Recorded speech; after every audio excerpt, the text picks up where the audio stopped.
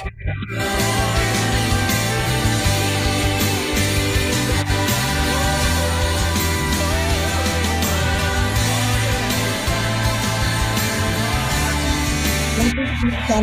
Mbak Buna, selamat pagi. Ibu Sinai, selamat pagi. Oma Leli, salam Oma Leli. Selamat pagi. Ibu Halo Lani, Mbak selamat Buna, pagi Bu Lani. Mbak Buni, Pagi selamat Pak pagi Bu Mardani, Duma, Bu Duma, Inang selamat pagi. Duma, selamat ya, pagi. Rani, Bu Piho, Ya, Bu Sinai, selamat pagi, salam Bu Ibu Sinai. Piho. pagi, selamat pagi.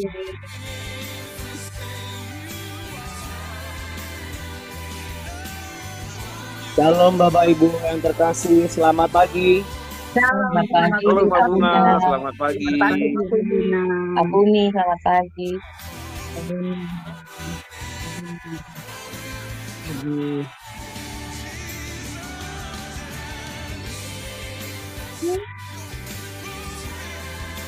Halo Bapak Ibu, selamat pagi. Selamat pagi, Selamat Abu pagi, Buni. selamat pagi.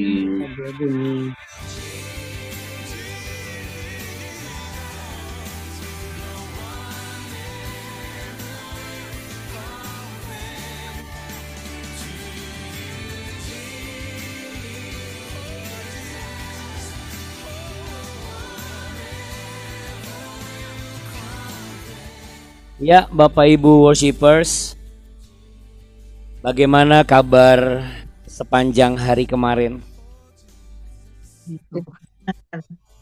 Sukacita Buna, puji Tuhan. Kalau buat Pak Mardani sama Bu Sekar, every day is a happy day.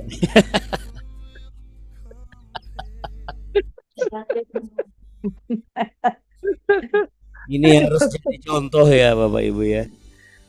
Iya, Buna. Nah, Pasangan yang serasi itu, Abuna. Ya, puji Tuhan, kita berharap ya Bu, kita berharap kita semua itu menikmati masa-masa pensiun ya dengan santai, bahagia, namun yang pastinya tetap dalam tuntunan kasih setia Yesus. Amin. Amin. Ya. Jadi nggak salah kalau dari masa muda itu belajar firman Tuhan sebenarnya. Harus dari masa muda. Kalau kasih setia Tuhan itu bisa dinikmati nggak cuma sekedar nanti kalau sudah lanjut usia sebenarnya atau masa pensiun, tapi di masa muda justru akan ada banyak pertolongan Tuhan. Wah, bisa kita bayangkan ya betapa dahsyat penyertaan Tuhan yang kita bisa tabung, bisa kita jadikan sebagai cerita kehidupan kita untuk kita wariskan ke anak cucu. Ya, puji Tuhan, saya senang sekali melihat Bapak Ibu worshipers yang setia ya, semuanya setia di keluarga besar BW ini. Kita beri tepuk tangan ya untuk kesetiaan Tuhan dalam kehidupan kita, terutama untuk Anda semua Bapak Ibu ya. Kita dari ujung berung, belahan provinsi yang berbeda, nggak ketahuan latar belakang kita, nggak kepikiran bakal dipertemukan sampai sejauh ini, tetapi itulah cara Tuhan untuk mengumpulkan orang-orang pilihannya, karena saya yakin melalui BW ini ada pesan Tuhan dan juga ada misi dan tanggung jawab yang harus kita kerjakan dan kita lakukan, dan itu semua ada di atas pundak kita. Untuk itu Bapak Ibu yang terkasih, mari sama-sama kita sambut hadirat kerajaan sorga yang hadir di tempat kita masing-masing. Kita beri tepuk tangan meriah ya untuk memuliakan Allah kita yang heran dan dilimpahkannya berkat dan rahmat dan cinta kasihnya untuk kita semua. Yang sepakat dan percaya sama-sama katakan amin. Amin. Amin. Baik, mari kita sama-sama sepakat ya. Kak Alden sudah bergabung, Bu Marta juga sudah bergabung. Kita beri tepuk tangan sekali lagi saudara. Puji Tuhan, kita masih menunggu dan saya yakin penantian penungguan kita tidak akan sia-sia. Untuk itu kita satu dalam doa Bapak Ibu. Mari kita pejamkan mata, jangan sampai tertidur. Kita mau berdoa ya, kita berdoa. Ketika kami merendahkan diri kami di hadapan tata kasih karunia-Mu seperti saat ini ya Tuhan, kami yakin Engkau yang berdaulat atas hidup kami, dan kedaulatan-Mu itu akan memberikan kami pertolongan di waktu yang tepat. Kiranya kami diberikan kesadaran dan juga kekuatan untuk selalu menyadari bahwa hidup kami ini berserah dan bergantung hanya kepada kasih karunia-Mu. Bapa kami yang ada di dalam sorga, dikuduskanlah nama-Mu, datanglah kerajaan-Mu, dan jadilah kehendak-Mu di bumi seperti di surga. Berikanlah kami pada hari ini makanan kami yang secukupnya, dan ampunilah kami akan kesalahan kami, seperti kami juga mengampuni orang yang bersalah kepada kami. Dan janganlah membawa kami ke dalam pencobaan, tetapi lepaskanlah kami daripada yang jahat. Karena Engkaulah yang mempunyai kerajaan dan kuasa dan kemuliaan kekal sampai selama-lamanya. Di dalam nama Tuhan Yesus Kristus. Haleluya. Mari sama-sama katakan amin. Amin. Puji Tuhan. Ya, baik saudaraku, kita mau sama-sama memuji Tuhan sambil proses. Silakan disiapkan Alkitabnya. Kita akan menaikkan pujian berikut ini ya.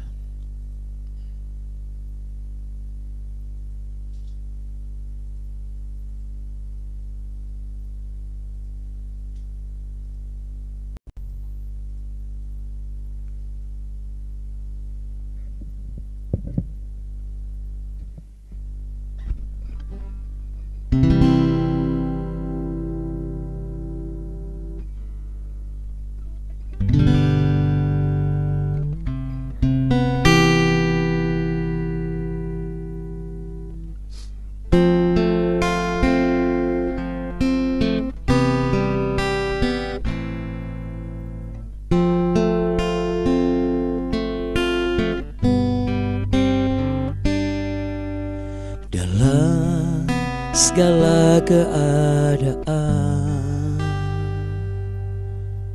waktu berlimpah maupun kurang, tetap Yesus yang mempesona hatiku. Dia beri damai dan kesempatan baru di setiap musim kehidupan. Waktu ku kuat maupun lemah, tetapi Yesus yang mempesona hatiku. Dia beri hidup dan kesempatan baru. Sekali Yesus, selamanya Yesus. Harapanku takkan hilang, karena kasih-Nya sekarang ku ada. Oh Yesusku, ku cinta Kau selamanya. Sekali Yesus, selamanya Yesus. Harapanku takkan hilang, karena kasih-Nya sekarang ku ada. Oh Yesusku, ku cinta Kau selamanya.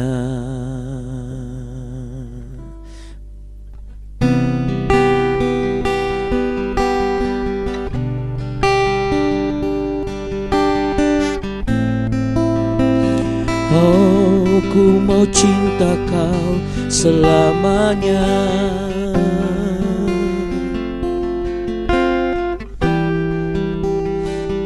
Tiada yang dapat menggantikan-Mu Tuhan Yesus.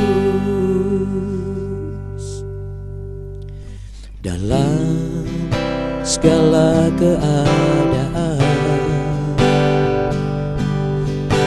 waktu berlimpah maupun kurang, tetapi Yesus yang mempesona hatiku. Dia beri damai dan kesempatan baru. Di setiap musim kehidupan, tentu ku kuat maupun lemah, tetapi Yesus yang mempesona hatiku. Dia beri hidup dan kesempatan baru. Sekali Yesus, selamanya Yesus. Harapanku takkan hilang, karena kasih-Nya sekarang ku ada. Oh Yesusku, ku cinta Kau selamanya. Sekali Yesus, selamanya Yesus. Harapanku takkan hilang. Terima kasih Tuhan, karena kasih-Nya sekarang ku ada. Oh Yesusku, ku cinta Kau selamanya. Karena kasih-Nya sekarang ku ada. Oh Yesusku, ku cinta Kau selamanya. Karena kasih-Nya ku tetap kuat. Oh Yesusku, ku cinta Kau selamanya.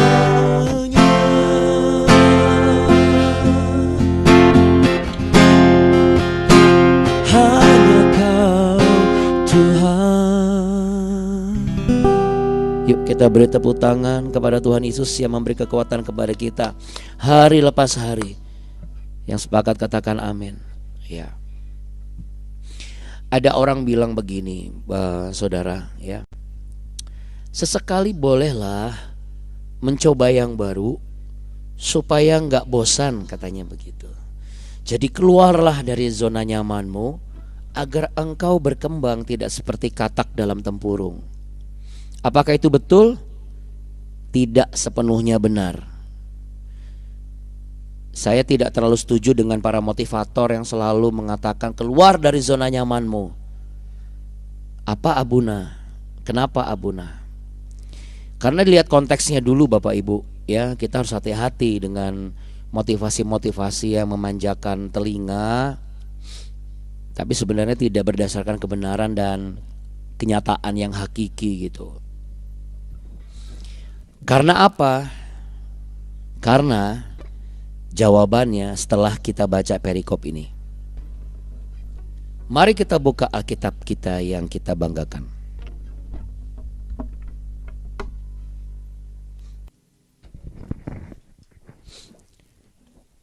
Ya, puji Tuhan. Biarlah apa yang disampaikan oleh Roh Kudus kepada setiap orang-orang beriman di BW, yaitu kita semua, saudara, ini akan memberikan sebuah pencerahan yang benar sehingga kita bisa menjadi generasi masa depan bagi anak-anak muda yang mendengar, masa depan yang sungguh-sungguh hidup dalam kebenaran dan kenyataan hidup. Enggak cuma sekedar teori-teori ataupun maksudnya sekedar ya pernyataan-pernyataan, tetapi dalam kenyataan enggak bisa dilakukan gitu. Oke. Jadi apakah benar kita harus keluar dari zona nyaman seperti para motivator yang belakangan ini sering kali didengungkan? Kita lihat dulu konteksnya, ya. Di BW ini kita belajar bukan berdasarkan hitungan manusia, tetapi berdasarkan kebenaran firman Tuhan dan tuntunan Roh Kudus. Untuk itu kita mau baca sama-sama. Di 1 Tawarikh pasal yang ke-20.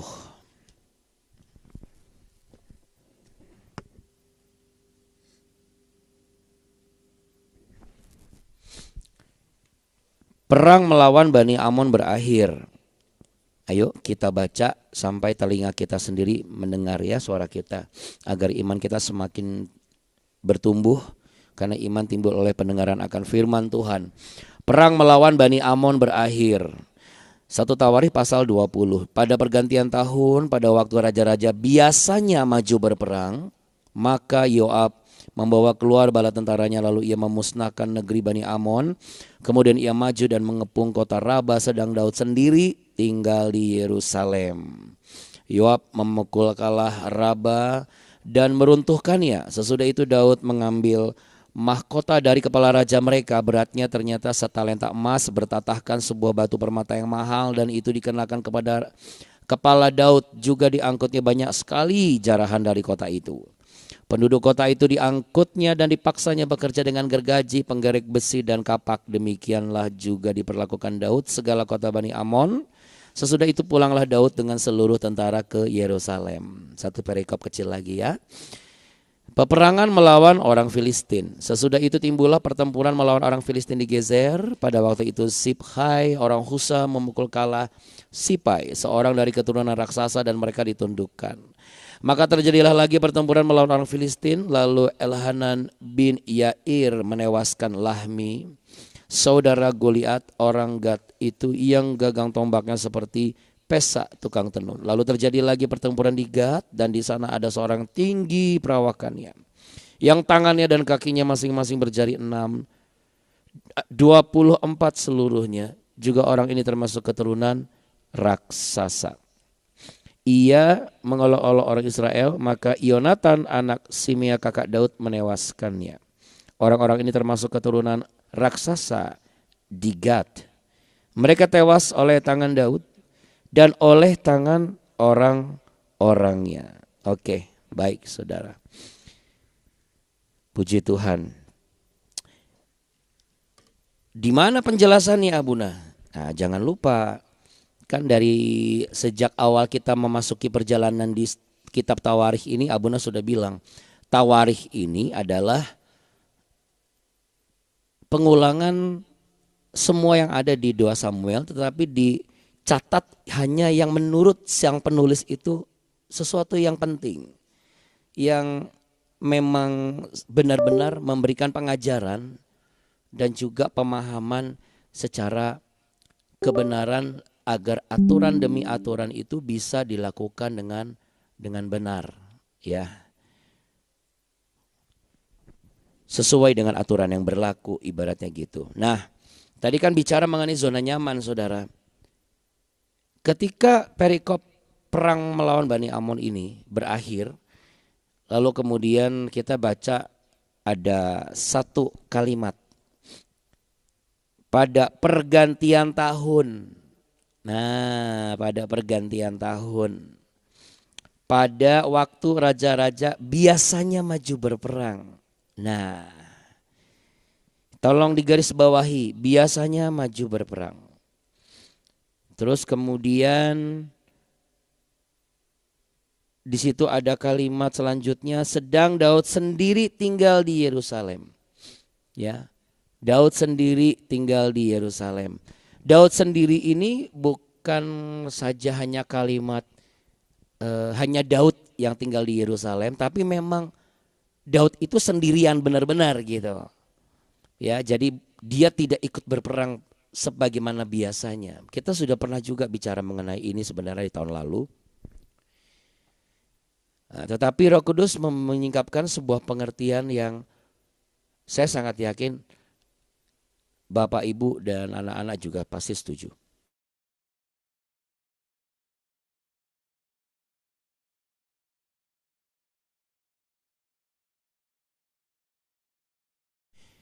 Kita sudah tahu betul dan saya tidak akan mengulang kembali kisah bagaimana Daud itu bisa jatuh ke dalam dosa karena yang lain maju berperang, dia cuma jalan-jalan di loteng istananya dan dia melihat akhirnya matanya melihat seorang wanita yang tanpa busana sedang mandi di pelataran rumahnya. Dan itu kelihatan dari sotoh istananya Raja Daud. Nggak ada siapa-siapa.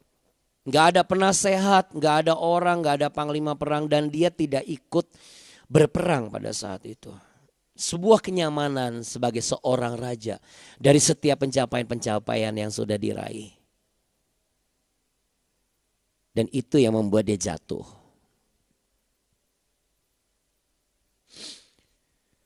Betul kita harus keluar dari zona nyaman. Kita nggak boleh terlena dengan kenyamanan kita. Tetapi kita juga harus bicara dengan lantang sesuai kebenaran. Kalau kita sebagai orang percaya yang hidupnya bertumbuh di dalam pengenalan firman Tuhan, lalu kemudian kita bertumbuh dalam hadirat Allah, artinya kita bisa connect sama hadirat Tuhan. Kita bisa benar-benar memuji Tuhan dengan nyaman ya. Kita merasa aman gitu loh di dalam hadirat Tuhan. Lalu apakah kita harus keluar dari zona itu? Jadi kita lihat konteksnya. Nggak bisa kita pukul rata semua. Karena sama ketika kita juga keseringan berdosa, keseringan memaklumi keberdosaan kita, itu pun juga zona nyaman. Nah itu yang harus kita lakukan, keluar dari zona nyaman kita. Tapi kalau misalnya kita merasa nyaman dalam hadirat Tuhan, masa kita harus keluar dari zona hadirat Tuhan? Lalu kenapa Abuna ada orang-orang yang mengatakan keluar dari zona nyamanmu? Karena engkau akan menjadi seperti katak dalam tempurung. Karena dia tidak ngalamin hadirat Tuhan. Karena yang bersangkutan itu masih berseru-seru dengan teriak-teriak untuk mencari hadirat Tuhan. Sedangkan kita itu diselamatkan bukan karena usaha kita loh saudara. Sebagai orang Kristen, pengikut Kristus, orang percaya, kita diselamatkan itu karena anugerah keselamatan yang diberikan oleh Allah. Allah sendiri yang berinisiatif, yang memiliki ide untuk turun ke dunia dan menjadi korban yang sempurna. Karena darahnya itu kekal sampai dunia ini berakhir. Selama dunia ini belum berakhir, selama itu pula darah Yesus terus membasuh, menguduskan. Itu sebabnya dalam beberapa waktu ke depan kan kita akan sama-sama masuk dalam perayaan Jumat Agung dan Paskah. Ya saudara, jadi di sini pesan Roh Kudus adalah begini. Kalau Anda yang bekerja ketemu sama bos yang enak banget ya. Orangnya itu sudah memperhatikan dengan baik. Gak kurang ajar. Ngomong juga ya baik. Memikirkan gak cuma kita, tapi orang-orang di sekitar kita. Bukankah Anda nyaman bekerja di tempat seperti itu? Ya terus ngapain Anda pikir harus keluar gitu?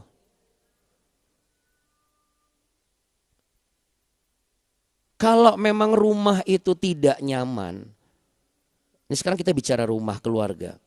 Kalau rumah itu nggak nyaman, keluarga itu nggak nyaman, nggak ada yang betah di dalam rumah. Makanya saudara, zona nyaman itu harus kita kategorikan. Karena keluarga kita harus menjadi tempat sebagai zona nyaman bagi anak-anak kita. Kita nggak mau kan anak-anak kita kelayapan keluar terus. Karena apa? Nggak nyaman di rumah. Lebih nyaman di luar. Lebih enjoyable di luar. Nah ini keliru. Kenyamanan main bersama teman-teman. Nah itu harus keluar dari zona itu. Kalau dari konteks anak-anak sekarang ya. Lebih nyaman di sekolah atau lebih nyaman di komunitasnya. Karena apa? Di komunitas itu bisa dipahami kalau lagi main. Ya, kalau misalnya bercanda nggak pernah diusik-usik gitu. Sedangkan di rumah kadang-kadang bercanda aja nggak ada yang mau ketawa. Belum lagi kita sebagai orang tua atau sebagai saudaranya ngomong sesuatu yang tidak pantas dan itu membuat hati yang mengeluarkan candaan itu jadi terluka. Jadi kapok bercanda di rumah. Akhirnya dia bercanda di luar. Nah ini baru harus ciptakan kenyamanan kita. Supaya mereka tidak keluar dari zona nyaman. Jadi yang dimaksud keluar dari zona nyamanmu.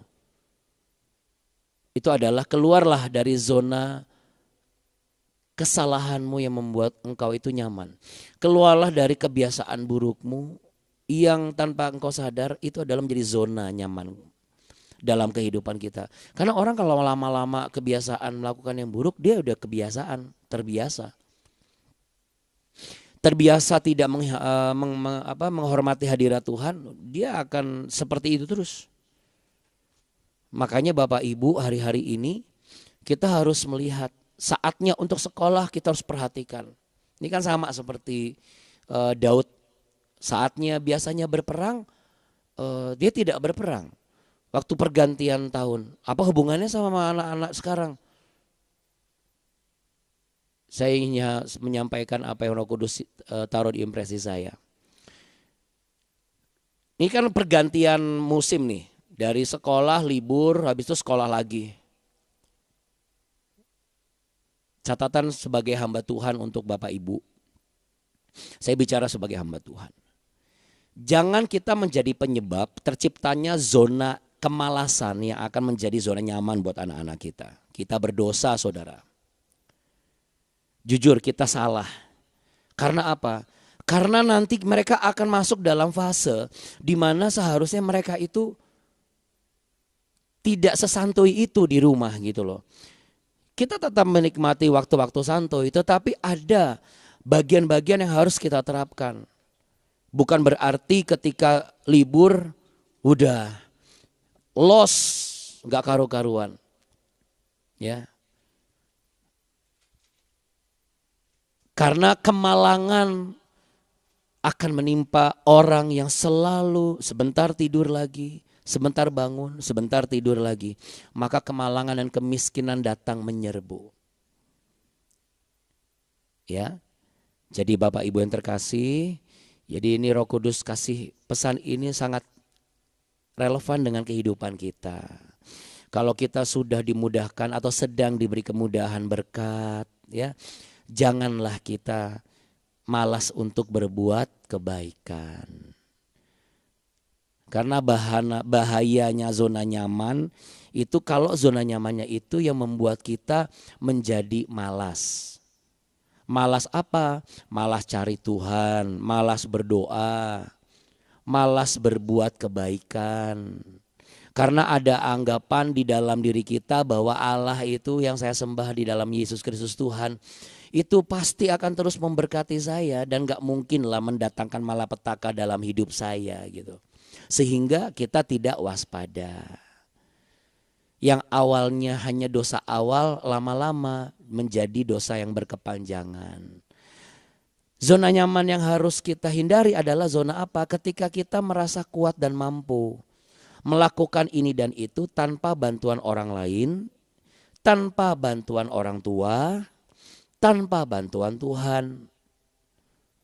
Bahkan seringkali kita menutup mata terhadap situasi atau krisis-krisis atau bencana yang sedang terjadi di sekeliling kita.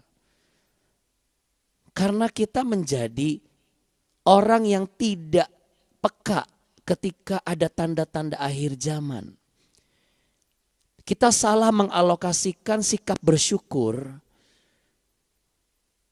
Yang seharusnya bersyukur itu gak hanya sampai pada saat kita tidak mengalami bencana saja.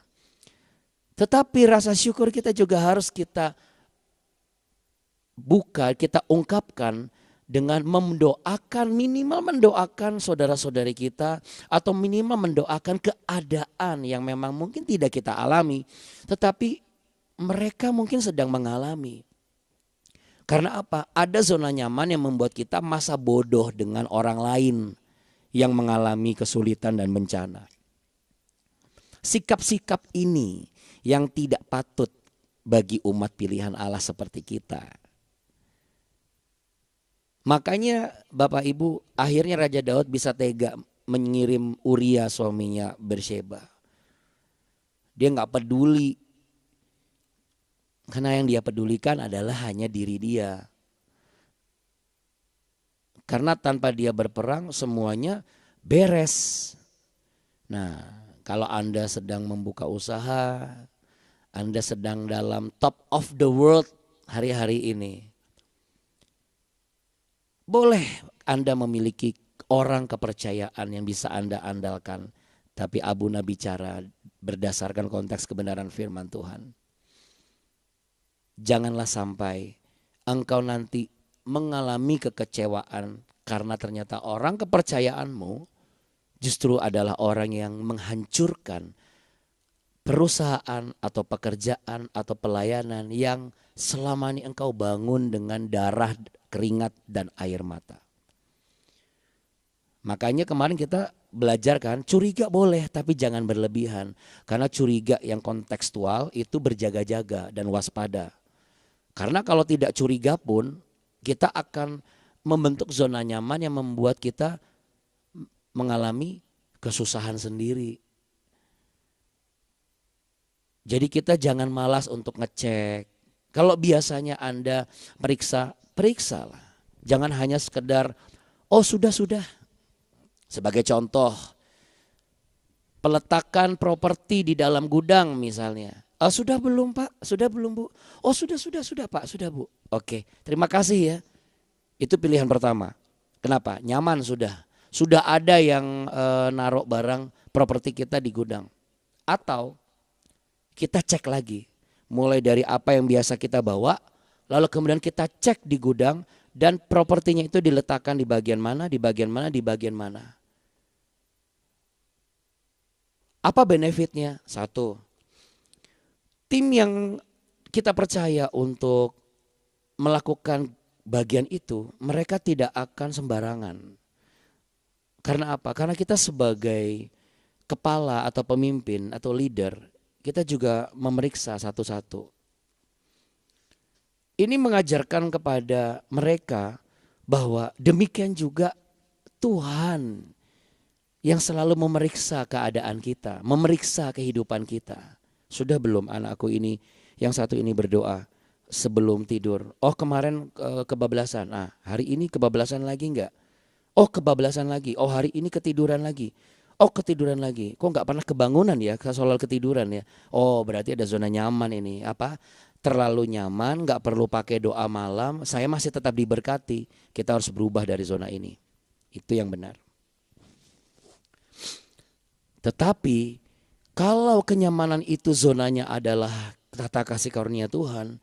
Kalau zona itu yang membuat kita nyaman itu adalah pertumbuhan iman yang nyata dan aplikatif dalam kehidupan kita sehari-hari. Relevan untuk kita lakukan. Janganlah kita keluar dari zona itu. Karena di dalam zona itu kita akan dibuat mengandalkan Tuhan, bukan mengandalkan kekuatan sendiri. Ya, jadi di setiap diri kita akan diberi hikmat. Dan biarlah keterbukaan kita oleh karena hikmat Tuhan itu membuat kita menyadari zona mana yang membuat kita nyaman dan apakah itu benar-benar nyaman yang menghasilkan aman atau nyaman tetapi menghasilkan kemalangan. Pejamkan mata, letakkan tangan di dada. Saya akan berdoa bagi kita semua. Seringkali kita merasa kuat dan mampu melakukan segala sesuatu karena kita terlalu percaya dengan orang lain melebihi daripada kepercayaan kita kepada Tuhan. Ini zona nyaman yang berbahaya. Kita harus minta ampun di hadapan Tuhan.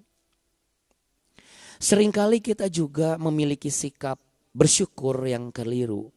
Kita bersyukur tidak mengalami kemalangan, tetapi kita pun bahkan enggan dan tidak mau, tidak kepikiran untuk mendoakan mereka yang sedang mengalami kesusahan. Ini pun zona nyaman yang harus kita keluar dari zona ini. Seringkali kita menjadi malas, kendor karena semakin diberkati akhirnya memiliki sebuah kepercayaan diri yang terlalu confident bahwa Tuhan tidak akan mungkin meninggalkan saya. Tanpa kita sadar kita membentuk zona nyaman yang menjauhkan diri kita dari hubungan kita dengan Tuhan secara pribadi. Saat kita merasa bahwa hidup kita aman-aman saja, karena sekalipun kita tidak taat dan Allah mungkin tetap memberkati dan tidak menghukum, saat itulah kita perlu waspada. Katakan sama-sama dengan saya, aku harus belajar waspada. Aku minta hikmat yang benar daripadamu Roh Kudus. Setelah doa ini, setelah aku terima berkat daripadamu, beri aku waktu, aku meluangkan waktu untuk memberikan sebuah introspeksi. Zona nyaman apa yang sudah terbentuk. Dan aku sebagai orang tua harus secara konsisten memberikan pengajaran yang akan menjadi warisan bagi masa depan anak-anakku. Memaklumi ketidakberdayaan, memaklumi kemalasan, memaklumi keberdosaan. Itu adalah zona nyaman yang harus aku tinggalkan. Sebagai orang tua, sebagai pemimpin, aku harus menyadari aku tidak berdaulat atas hidupku sendiri. Tetapi Engkau ya Tuhan yang berdaulat atas hidupku. Dalam nama Tuhan Yesus saya berdoa. Bagi barang siapa yang melakukan apa yang sudah kita sampaikan, kita perkatakan tadi, mengakui dosa kita, kelemahan kita dengan rendah hati di hadapan Allah, maka engkau akan merasakan damai sejahtera di dalam hidupmu. Di pagi ini, di saat ini, engkau akan mendapatkan damai sejahtera yang berbeda ketika engkau mengakui kesalahanmu dan juga mengakui ketidaktahuanmu selama ini. Ketika kita keluar dari zona nyaman yang salah, kita bentuk zona nyaman yang benar-benar aman, yaitu tinggal dalam hadirat Tuhan. Mari kita percaya bahwa tangan Tuhan saat ini sedang memberkati saudara dan juga sedang memberkati saya juga. Inilah kami ya Tuhan Yesus. Inilah kami yang hanya bisa berharap dan berseru kepadamu. Kami minta sekali lagi, tolong kami dengan Roh Kudus-Mu agar kami menjadi bijak, waspada, berjaga-jaga. Kami tahu kami harus meninggalkan zona nyaman yang salah. Dan kami tidak perlu harus meninggalkan zona nyaman yang benar, yaitu melekat di dalam perlindungan hadirat Tuhan. Engkau yang sakit akan disembuhkan. Engkau yang lemah akan dikuatkan. Engkau yang berkekurangan akan diberi kecukupan. Engkau yang merasa tidak berdaya akan diberi kemampuan. Engkau yang merasa tidak percaya, engkau akan diberi kekuatan iman. Bahkan kita semua yang tinggal di dalam hadirat Tuhan selalu diberkati dengan berkat yang berkelimpahan. Kita sama-sama dianugerahi keselamatan. Bukankah inilah zona nyaman yang sesungguhnya yang tidak perlu kita tinggalkan? Untuk itu, mari sama-sama kita buka tangan kita. Apa yang saya sampaikan engkau akan menerimanya Bapak Ibu. Termasuk apa yang kau rindukan hari-hari ini.